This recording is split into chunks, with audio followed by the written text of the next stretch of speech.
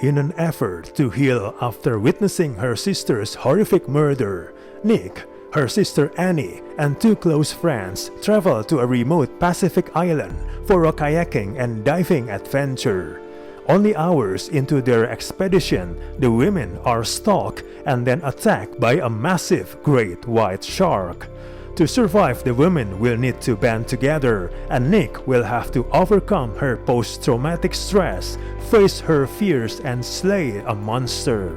This movie is an indirect sequel to 2010's The Reef. It features a whole new cast of Australian characters battling a hefty shark near the Great Barrier Reef, but it's essentially the same idea. This film mostly depends on tedious jump scares and has a few too many scenes where someone looks around in terror at the water with a worried expression. There isn't enough tension. The characters as written are somewhat relatable, but they feel more generic than anything else. As much responsibility as the writer and director share in making that primal fear connect with the viewer, it's the actors who determine whether or not the viewer buys in, empathizes, and puts ourselves in their swim fins, scared half to death. Unfortunately, nobody in this picture gives us anything remotely as fearful or real. There's no panic or even much of a determined action to get to shore urgency.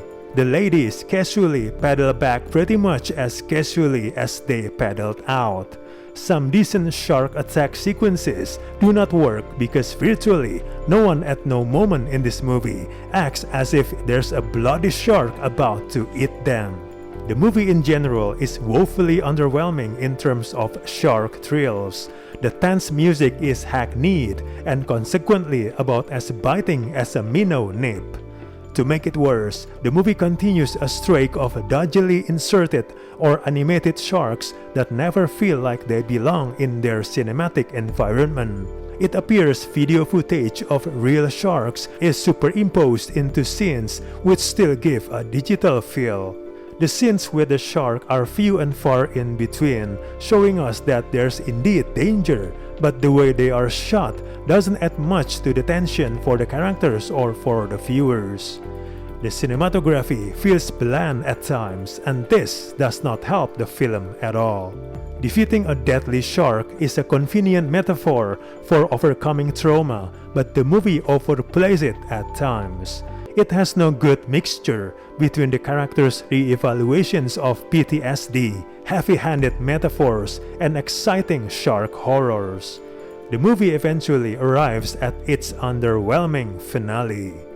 Overall, we do not recommend this movie at all.